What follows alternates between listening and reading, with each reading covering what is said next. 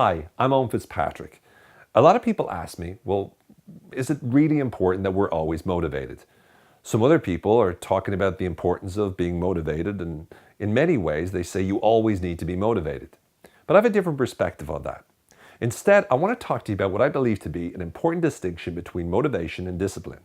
See, with motivation is when you feel like doing something. You feel like doing something either because you want to do it, or because if you don't do it, you feel like you have to do it, because if you don't do it, a problem will happen. So you're driven by some sort of emotion. It's a positive emotion or a negative emotion, but either way, it gets you to take action if it's strong enough. Discipline is when you do it anyway.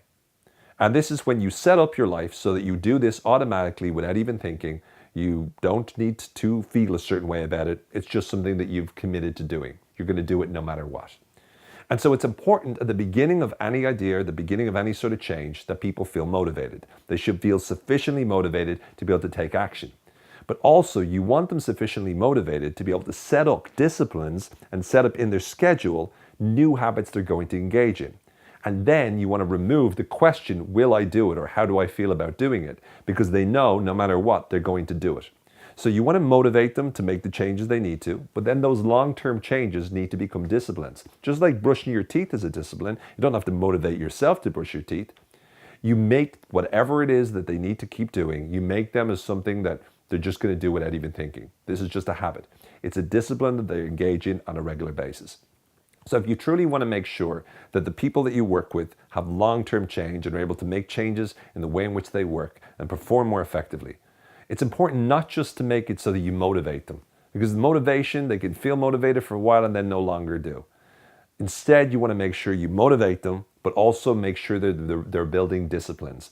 They're building disciplines and habits that they can start to engage in on a regular basis that enables them to start to do things without even thinking. So if you're helping them to go to the gym, you motivate them to go initially, but you motivate them to create a schedule where it's a discipline for them. They're going to the gym regardless. The only thing that will stop them is if they're super sick.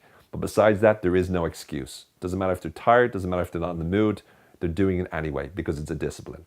By making sure that you motivate them successfully and making sure that they build discipline in their life, then they're much more likely to be able to take the action and live the action over the long term.